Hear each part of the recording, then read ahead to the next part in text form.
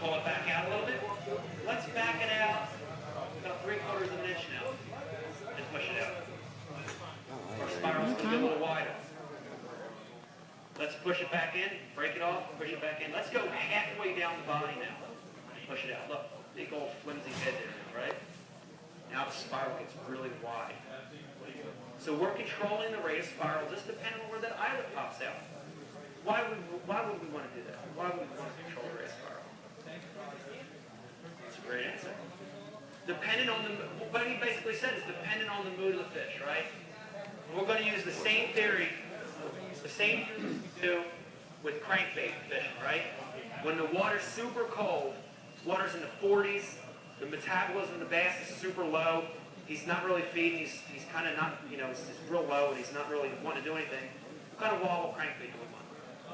Tight wobble, right? Everybody knows it. We want a little shad wrap, tight wobble. What about when the water's super warm? Water's hot, it's like 80, 90 degrees.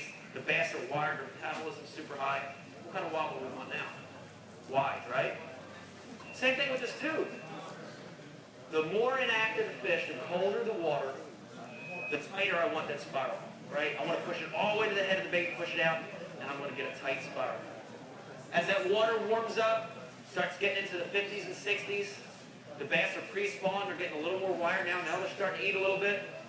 I want a little bit wider wobble. Pull down 3/4 of an inch or so.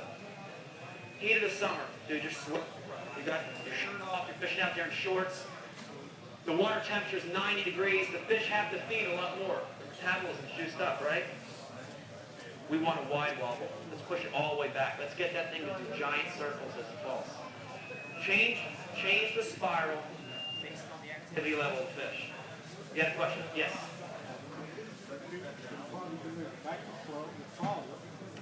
Say that again.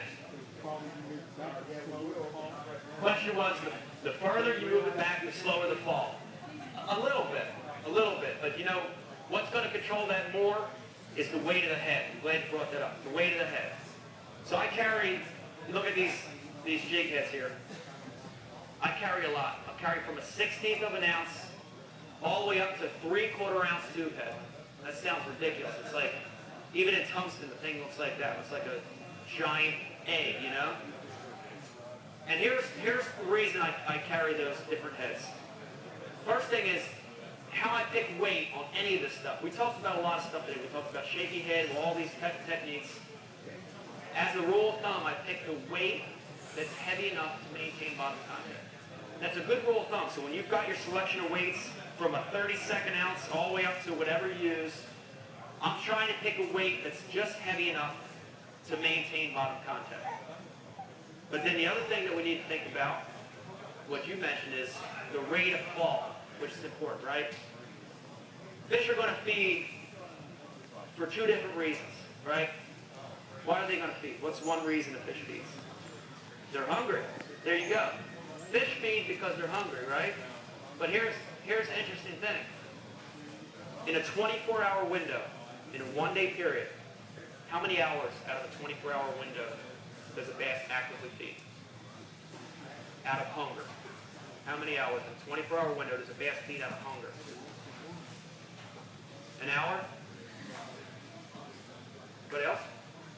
20 minutes? Oh, 2 hours? Let's say 3 hours, right? For sake of argument, let's say a fish feeds out of hunger for 3 hours.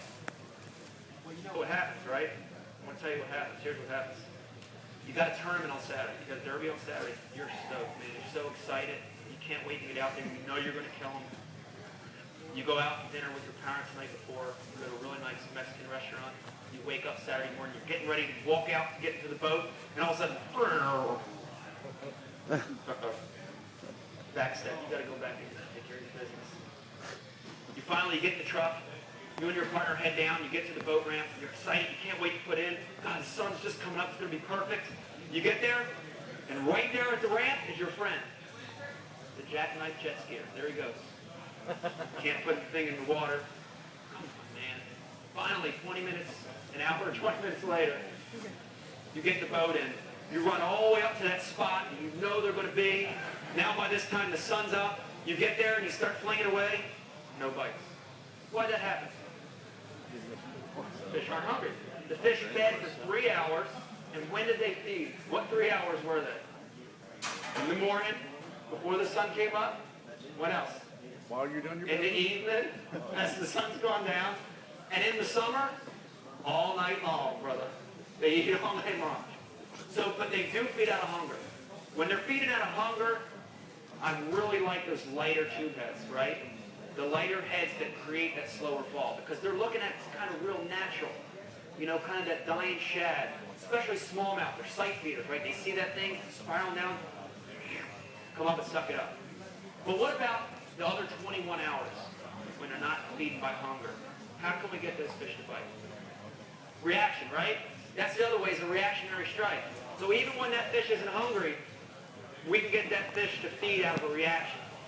Somewhere deep down in that fish, he has an instinct that if he sees something, he knows he's just got a split second to make a decision whether to eat or not eat, and it looks real, it looks like a minnow, it looks like a shad, everything's right.